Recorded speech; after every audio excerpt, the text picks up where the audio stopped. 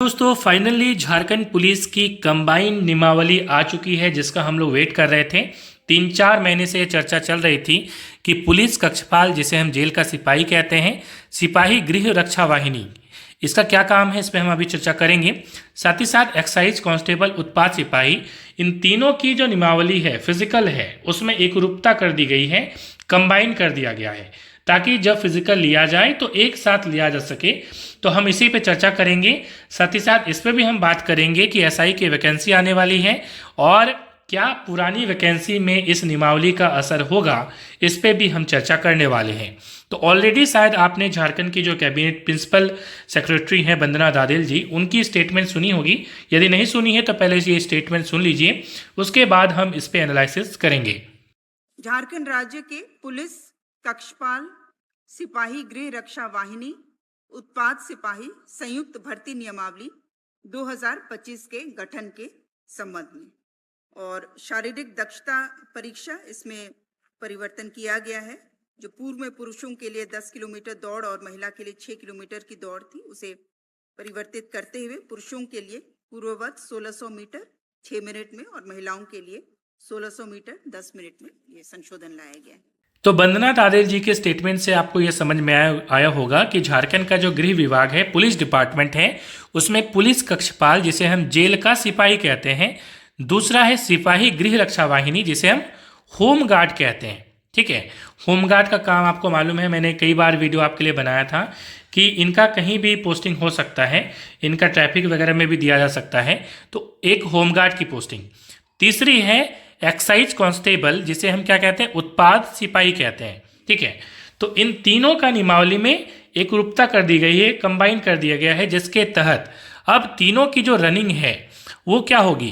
पहले आपको मालूम है कि बहुत टफ रनिंग होती थी, पिछली बार रनिंग एक्साइज कांस्टेबल की हुई थी, जिसमें कई छात्रों की मौत हो गई थी, जिसके बाद सरकार काफ़ी प्रेशर में आ गई थी कि किस प्रकार से इसको रोका जाए। तो इसी में परिवर्तन करते हुए अब रनिंग क्या कर दिया गया है कि मेल का मतलब कि जो पुरुष होंगे वो 1600 मीटर जो है वो 6 मिनट में तय करेंगे और फीमेल के लिए 1600 मीटर जो है वो 10 मिनट में तय करना होगा।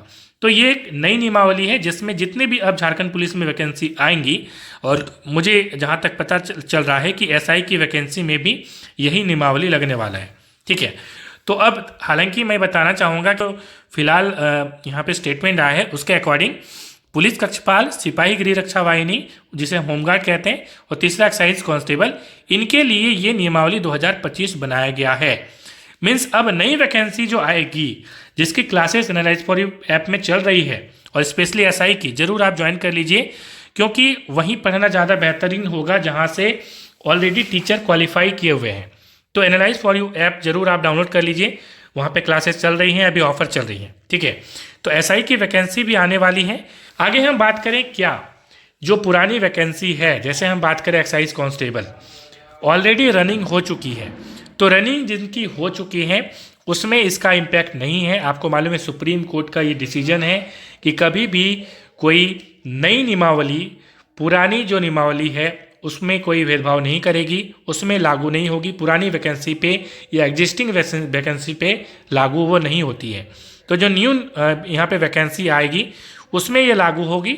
हाँ, सरकार ये कर सकती है कि कोई भी मान लीजिए रनिंग ही नहीं हुआ है, सिर्फ फॉर्म फिलअप हुआ है, उस कंडीशन में यहाँ पे उसमें फिर से न्यू फॉर्म फिलअप करवाया जाएगा, पूरी अधियाचना वापस होगी, नई यातना अधियाचना आएगी। ठीक है, नोटिफिकेशन बिल्कुल नया आएगा और उसके बाद रनिंग वगैरह लिया जाएगा। ये चीज़ हो सकता है। ठीक है, तो आप रनिंग के लिए ज़रूर रेडी रहें, और जहाँ तक मैंने बोला कि फिजिकल आप तैयारी करते रहें, जो कि सबसे पहले होगा, और रिटन एग्जाम की तैयारी एनालाइज फॉर ऐप में ज़रूर करते रहें। मिलते हैं नेक्स्ट वीडियो में। Thanks for watching.